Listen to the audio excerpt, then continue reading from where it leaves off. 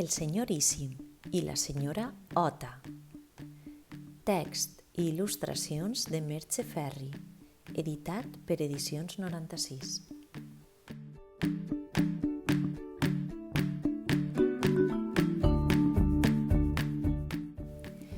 El senyor Íssim era un insecte pal marroníssim, amb un cos primíssim i 6 potes llarguíssimes. Íssim vivia en un arbre grandíssim ple de fulles i rames menudíssimes, però on ell caminava sigil·losíssim.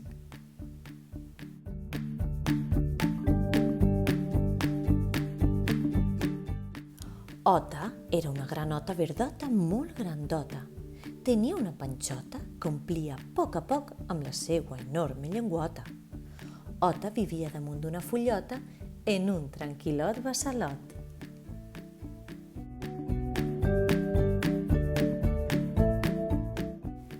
Íssim i Ota es coneixien des de feia molt de temps. A Ota el senyor Íssim li resultava un insecte pal avorridíssim, perquè era molt seriós i callat. També presumidíssim, ja que sempre estava mirant-se en el reflex del bassal i de vegades fins i tot raríssim, perquè l'observava d'amagat. Un dia Ota, una mica fartota, li va preguntar: «Senyoríssim, està per a ser veritat?»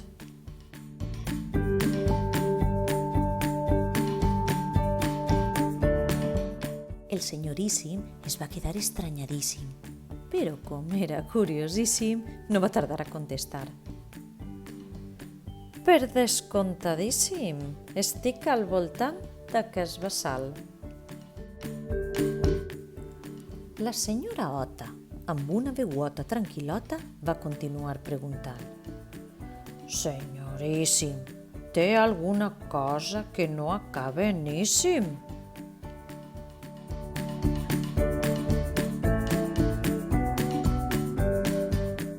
I el senyoríssim, des del seu amagatall, va respondre amb to superlatiu i arrogant: Deixa'm pensar. Crec que no, perquè sóc tan habilidíssim en l'art de l'engany que tot el que faig acaba en íssim. Sóc el més intel·ligentíssim dels animals.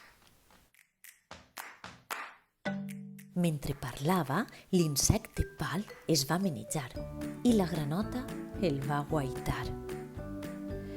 «I vostè, senyora granota?» li va preguntar burlesc. «Té alguna característica o qualitat que acabe en íssim?» La granota va girar el cap i a l'insecte pal va mirar. «Doncs sí, tinc uns ulls grandíssims, amb els quals detecte el meu menjar, i amb aquesta llarguíssima llengua els puc caçar».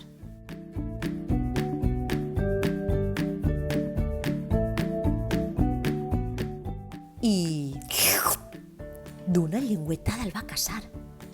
Mentre se'l mirava de dalt a baix, l'insecte pal, espantadíssim, va dir tremolant: «Que equivocadíssim estava, senyora Ota! Mai tornaré a menysprear les qualitats dels altres animals».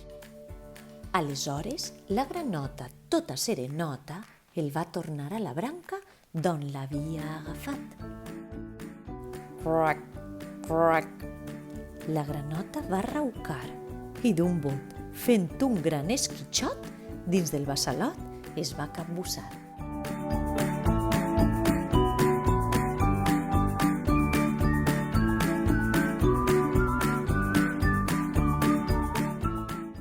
I conte contat, conte